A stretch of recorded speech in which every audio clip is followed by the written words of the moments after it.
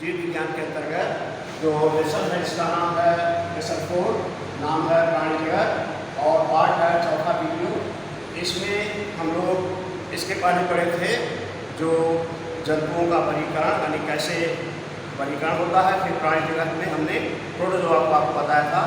Protozoa संघ में 3 जंतु हैं जिनमें सबसे पहला अमीबा है जो कि एक कोशिकीय जंतु होता है, जड़ों में पाया जाता है और वह उत्पाद के द्वारा चलता है। दूसरा है पैरामीशियम जो कि रोमाक के द्वारा चलता है। तीसरा है जिसे कहते हैं एविना जो पेशाब के द्वारा चलता है। इस प्रकार हम लोगों ने उन जंतुओं का वर्गीकरण, लक्षण इत्यादि को पढ़ा था। उसी क्रम में आज हम लोग नेक्स्ट संघ है उसे दूसरा से कहते हैं कोई संघ, जिसमें कि पहले सबसे पहले वर्गीकरण को पढ़ा जाता है। जैसे phylum Porifera, class Calcarea, order Heterocoela, genus Scypha. ऐसे हिंदी में इसको कहेंगे संघ ओरिफेरा, क्लास कल्केरिया, गण एथ्रोसिला और जो वंश है उसे साइका। तो इसका हम लोग आज इसमें वर्गीकरण देखा। फिर इसका चित्र देखेंगे यहाँ पर। तो यह जो जंतु है जो कि जड़ों में उपस्थित होता है और यह जल के अंतर्गत किसी भी स्टोरेज से या फिर इसका जो होता है किसी पत्थर से, इसमें देखेंगे तो ऊपर की तरफ इस तरह का जो आकार होता है इसे कहते हैं ऑस्कुलम। इसके मूल का नाम है ऑस्कुलम। इसमें छोटे छोटे छिद्र पाए जाते हैं जिसे कहते हैं ऑस्टिया। और इसमें जो देखेंगे कि यह जो जंतु है जिसमें कि यह किसी आधार से जुड़ करके और अपने पानी के द्वारा अपना पोषण करता रहता है। तो जैसे इसका कमेंट्स देखेंगे, यह छिद्रयुक्त प्राणी है।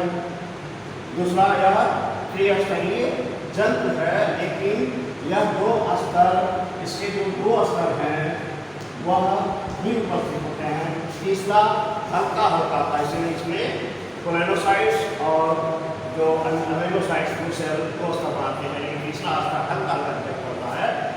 और तीसरा इसका आधार यह आधार से जुड़ा होता है। चौथा, इसमें कंडकाएँ उपस्थित होती हैं। जिस प्रकार हमारे शरीर में हड्डियाँ अगर ना हो तो नहीं आकार बनता है, तो इसका आकार बनाने के लिए इसमें छोटी छोटी कंडकाएँ पाई जाती हैं। इसमें नाभ प्रणाली पाई जाती है, जैसे इसमें भोजन पहुँचाने के लिए एक कोशिका को नाभ प्रणाली पाई जाती है। इसके मुख को ऑस्कुलम कहते हैं। इसका जो मुख है इसका नाम ऑस्कुलम है। तो इस प्रकार हम लोगों ने देखा कि यह जो जंतु है जिसका वर्गीकरण, कमेंट्स और स्ट्रक्चर और इसके अंतर्गत जंतु हैं। उदाहरण इसके साइकान है, म्यूकोसिलिया है, प्लेटमेला है। तो इस प्रकार इसके ये नाम है जिसको हम लोगों ने वर्गीकरण के अंतर्गत देखा। अब इसके बाद नेक्स्ट संघ है जो कि हम अध्ययन करेंगे सिलेंट्रेटा, और इसमें इसका वर्गीकरण देखेंगे तो phylum Coelenterata, class Anthozoa, order Hydrozoa, genus Hydra. तो इसमें देखिए इसका स्ट्रक्चर हम देख रहे हैं। तो इसमें देखिए कि यह यहाँ पर टेस्टिस इसे कहते हैं नर था और ओवरी इसे कहते हैं मादा था। तो इसके अंदर देखें यह कोई लिक्विड है। क्यों?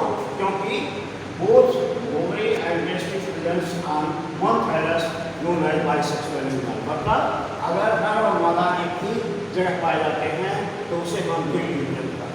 तो इसका ये भी जल में ही पाया जाता है और इसके ऊपर माउथ को हाइपोस्टोम कहते हैं।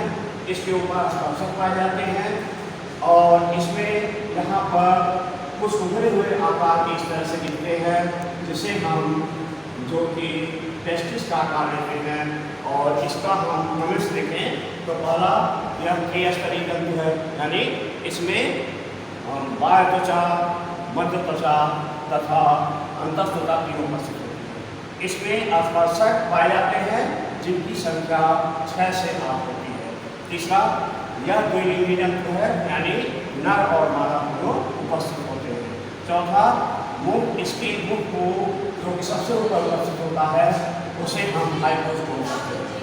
पांचवा, यह जलीय जंतु है, जल में उपस्थित होता है। छठवां, इसका शरीर पालिप तथा मेडुसा 2 पेड़ में उपस्थित होता है। इसका शरीर बेलनाकार होता है, इसलिए पालिप कहते हैं, और जो छत्राकार होता है उसे मेडुसा कहते हैं। इस प्रकार आज हम लोगों ने कोलिफेरा संघ, सेवन वेगासन के लक्षण वर्गीकरण को देखा। प्राणी जगत के अंतर्गत जो चैप्टर है लेसन 4, उसमें हम लोग प्राणी जगत के जैसे कि अध्ययन कर रहे थे 10 संघों का अध्ययन करना है, जिसे हम क्रम से करते जा रहे हैं, जिसमें हम लोगों ने जो संघों का अध्ययन किया प्रोटोजोआ, पॉलीफेरा, एस्केलेंथी, निमेटोडोरा, इस तरह से निमेटोडा इत्यादि को अध्ययन किया। आज हम लोग पुनः फाइलम, एनिमिडा, जिसमें केचुआ, जूम इत्यादि आते हैं, तो जो जानते हैं आप अंतःकवि है और वह अक्सर पोखरों में जो जंतु जाते हैं उनका वह रक्त अपना भोजन के रूप में प्रयोग करते हैं। यह वायपाली के रूप में रहते हैं। तो इसका पहले अच्छे से देखेंगे तो संघ एनिमिडा के जो लक्षण वाला है यह वायपाली होते हैं। दूसरा, इसके मुंह को प्रोस्टोमियम कहते हैं। और तीसरा उत्सर्गी अंग होता है, इसमें नेट्रिया होता है और यह देख रहे हैं यह खंडों में विभाजित होता है और प्रत्येक खंड समखंड में होते हैं। और यह एक इंद्रिय जो है इसके अग्रभाग पर, पश्च भाग पर शकरकाई चूसक मुख पाए जाते हैं, जो कि रक्त को जंतुओं के वह शक करते हैं या चूस लेते हैं, जो कि भोजन के रूप में लिक्विड के द्वारा प्राप्त होता है। इसके उदाहरण है केचुआ और जो यहाँ देखेंगे इसका स्ट्रक्चर, तो ऊपर की तरफ जो माउथ है इसे कहते हैं प्रोस्टोमियम, नीचे की तरफ एक तुलनाकार संरचना पाई जाती है, इसमें इसे आँख कहते हैं। इसमें सेगमेंट्स हैं जो कि समान होते हैं। और नेक्स्ट जो है संघ जिसे हम कहते हैं आर्थ्रोपोडा। आर्थ्रोपोडा संघ में जो जंतु हैं जिसमें सेंटीपीड या गोजर, प्राण, केकड़ा, बहुत से जंतु हैं। Longest phylum of the invertebrates आप कह सकते हैं। आर्थ्रोपोडा संघ ऐसा संघ है जो कि सबसे बड़ा संघ के नाम से जाना जाता है और इसमें बहुत से जंतु हैं या कई वर्ग में विभाजित है। और इसमें जैसे हम लोगों का यहाँ अध्ययन करेंगे, जैसे पहला है जिसे कहते हैं सेंटीपीड या स्टेरोपोडा गोजर। तो यह जो है यह जानते हैं कि इसका अधिक देखेंगे phylum Arthropoda, class Chilopoda, order Centropoda, genus centipede और स्पेसीज स्टेरोपोडा।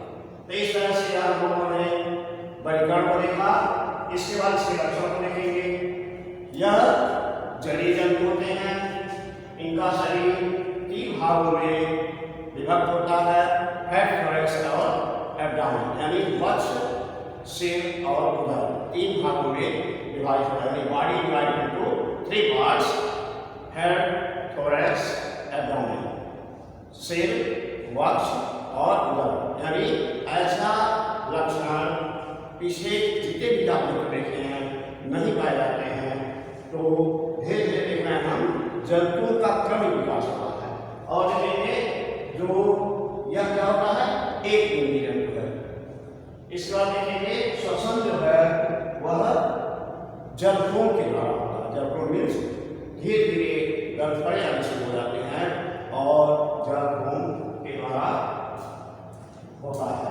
फिर कायांतरण इसमें कहा जाता है, यानी यह जो शरीर है यह पहले लार्वा स्टेज होती है, फिर बाद में एडल्ट स्टेज होता है, यानी Metamorphosis. You can say Metamorphosis presents in this arthropods, यानी आर्थ्रोपोडा में जो कायांतरण की कायांतरण प्रोसेस होता है।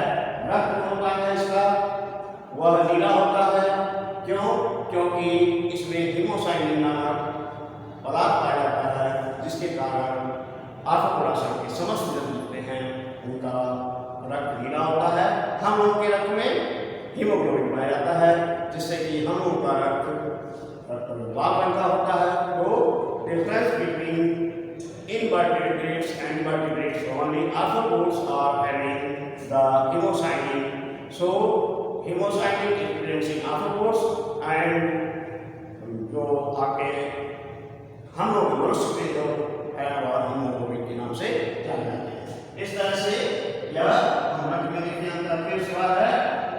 तो ये जो हीमोसाइनिन है यह काम क्या करता है? रक्त के ब्लड को नीला कर देता है।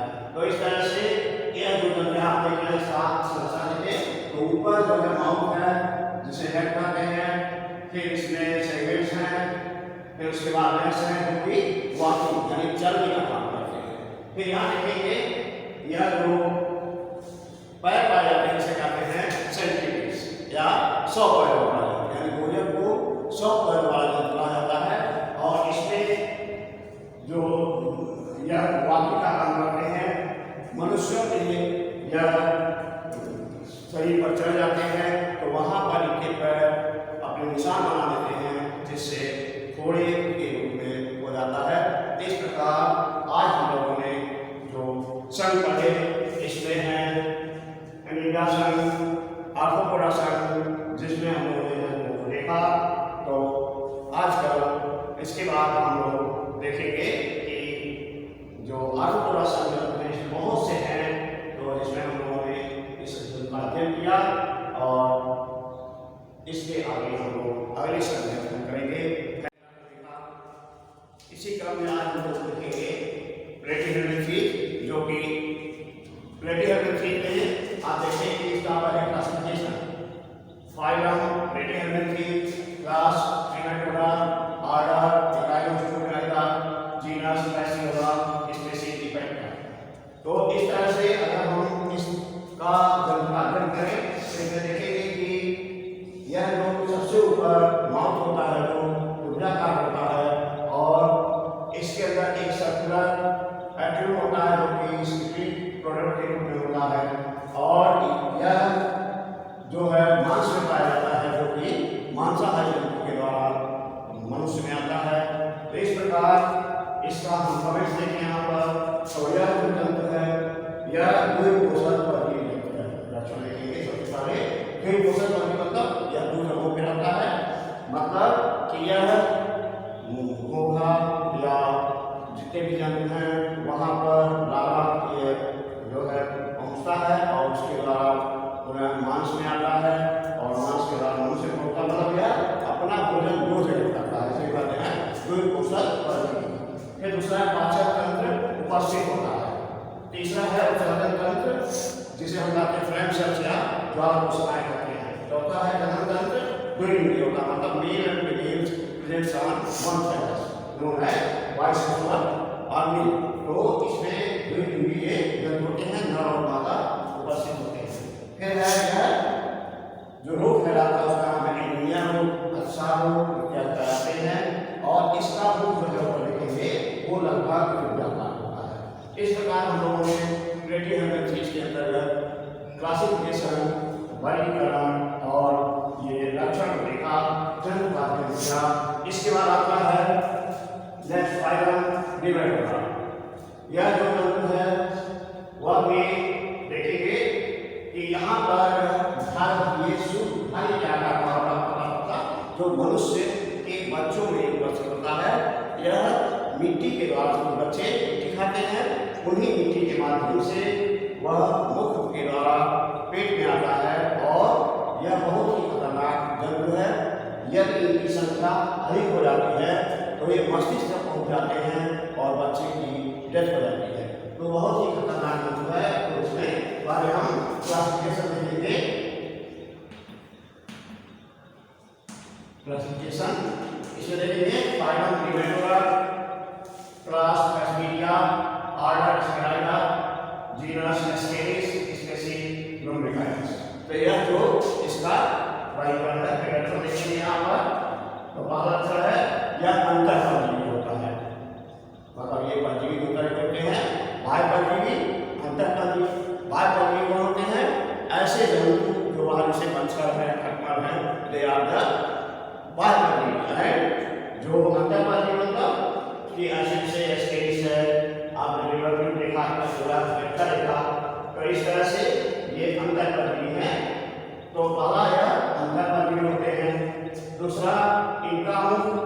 3 ओठों से घिरा होता है। तीसरा मादा, इसमें देखेंगे यहाँ पर ये मेल है, इसमें से फीमेल है। तो मादा स्केलिस जो है फीमेल से मेल से लंबी, मतलब मादा लंबी होती है और नर जो है छोटा होता है। इसमें यह जो जंतु है जो अंतःपर्वी है वह बच्चों के पेट में पाया जाता है और यह मिट्टी, कुछ बच्चे मिट्टी खाते हैं या कुछ ऐसी औरतें हैं जो कि शिशु अवस्था में जब बच्चा पेट में रहता है उस समय वह मिट्टी खाती हैं, उनके द्वारा भी मनुष्य के अंतर्गत हो जाता है। तो मतलब ये मिट्टी के द्वारा भी किसी न किसी माध्यम से हमारे शरीर में पहुँचते हैं। पांचवा है यह जो रोग फैलाता है उसका नाम है एस्केरियोसिस रोग। और छठवां है इनमें नर छोटा होता है और इसका हम स्ट्रक्चर देखेंगे तो यहाँ पर देखिए सबसे ऊपर जो माउथ है, उसके बाद इसकी कोर है, यहाँ पर सबसे बूढ़ा भाग दिख रहा है, यहाँ पर इसे कहते हैं कुलका बच्चा, और यहाँ पर एक पतला सा जो एनल सीरस इसे कहते हैं एनल सीरस, मतलब ये सबसे बूढ़े नाम के जो माला में यहाँ पर नहीं मिलते हैं। और यहाँ की माला जो है वो लंबी होती है, वह मुड़ी हुई है, इसकी जो टेल है वह थोड़ी सी लंबी होती है और स्ट्रेट होती है।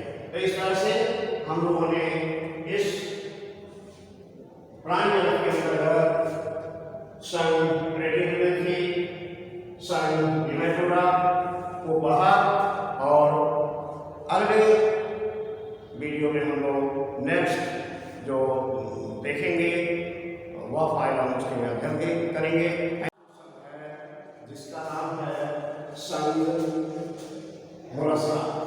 इसमें सबसे पहले हम लोग क्लासिफिकेशन को देखते हैं, क्योंकि क्लासिफिकेशन, कमेंट्स और फिगर यह तीनों इंपॉर्टेंट होते हैं। तो फाइलम पहले क्लासिफिकेशन देखेंगे, phylum Mollusca, class Bivalvia, order Gastropoda, genus Pila. तो फाइलम ये आप देखेंगे पाइलस, यहाँ फाइला का स्ट्रक्चर यहाँ पर देखेंगे, यह जंतु जलीय होते हैं और इनके बाहर जो कवर होती है जिसे जो कि कैल्शियम कार्बोनेट की बनी होती है, जिसे कवच या आश्रय करते हैं, इसके ऊपर जो कवर होता है उसे कहते हैं प्रवाह या मेंटल। तो इस तरह से यह जो फाइला है जो कि इस मोलस्का समूह के अंतर्गत आता है, इसके अलावा इसमें यूनियन फाइला इत्यादि आते हैं। इसका कलर देखेंगे तो पहला यह जंतु समुद्र तैरते हुए जल में पाए जाते हैं। यह कैल्शियम कार्बोनेट के बने होते हैं, मानी इसकी पूरी शरीर कैल्शियम कार्बोनेट की बनी होती है।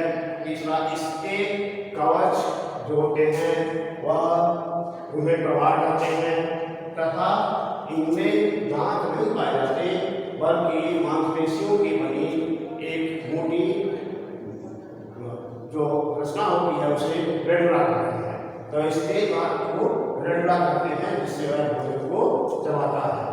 फिर इसमें पाचन तंत्र उपस्थित होता है, इसमें खुला परिसर पाया जाता है। इस प्रकार हम लोगों ने मोलस्का संघ के लक्षण को तथा इसके जो उदाहरण हैं वह है फाइला, यूनियो इत्यादि हैं। और यह जो संघ है जिनमें कि इनका शरीर कैल्शियम कार्बोनेट का बना होता है। इस प्रकार पुनः हम अध्ययन करेंगे दूसरे संघ को, जिसका नाम है फाइलम एकाइनोडर्मेटा। एकाइनोडर्मेट्स जितने हैं वह देखते हैं यहाँ पर, जैसे स्टारफिश है, एस्टिनान है, एस्टिनान, सीक्यूमर है,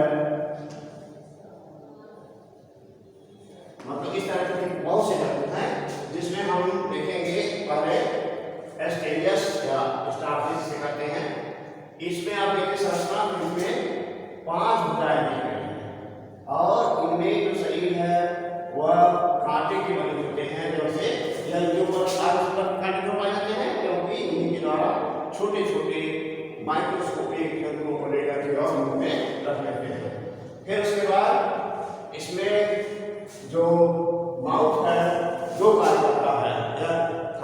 काम करता है और इनर्शिया भी काम करता है। तो इसका कमेंट लिखेंगे, पहले आप वर्गीकरण लिख लीजिए। Phylum Echinodermata, class Stelleroidea, order Forcipulata, genus Asterias, species Starkies. तो इस प्रकार हम लोग वर्गीकरण का कमेंट लिखेंगे। यह समुद्री प्राणी होते हैं, इनका शरीर त्रिस्तरीय होता है, मीन्स बाह्य त्वचा, मध्य त्वचा और अंतः त्वचा होती है। इसमें 5 भुजाएं पाई जाती हैं। इसमें नाक प्रणाली पाई जाती है, मतलब इसके शरीर में पोषण जो जल प्रत्येक भुजाओं में जाए, इसके इसमें नाक प्रणाली पाई जाती है। इसमें कायांतरण पाया जाता है और इसके जो लार्वा है उसे कहते हैं बाइपिलीडिया लार्वा, और इस प्रकार से लार्वा पाए जाते हैं। इसमें रिजनरेशन की क्षमता सबसे अधिक होती है। इस प्रकार हम लोगों ने इस इकोनोमीटर संघ को पढ़ा। तो प्रोटोजोआ से लेकर के इकोनोमीटर तक आकर्षित की जाती हैं, और इसमें जितने संघ हैं इसको हम लोगों ने देखा। तो प्रोटोजोआ से इकोनोमीटर में हम जीवों के क्रमिक विकास को देख रहे हैं। जैसे आप देखें, प्राण की उपस्थिति में रंग आ रहे हैं, लार्वा आ रहे हैं, कायांतरण हो रहा है और रिजनरेशन हो रहे हैं। इस प्रकार से आप देखें क्रमागत जंतुओं का विकास बढ़ता जा रहा है। और पहले हम प्रोटोजोआ में देखें पाचन तंत्र थे ही नहीं, एक कोशिकीय प्राणी था, यहाँ पर बहुत कोशिकीय प्राणी हो गए हैं। तो पोरीफेरा से लेकर के और आपके इकोनोमीटर तक पोरीफेरा से बहुत कोशिकीय प्राणी होते हैं। इस प्रकार हम लोग आज आकर्षण की जंतुओं के जितने समस्त हैं पृथ्वी पर उनका अध्ययन किया। Thank you, have a nice day.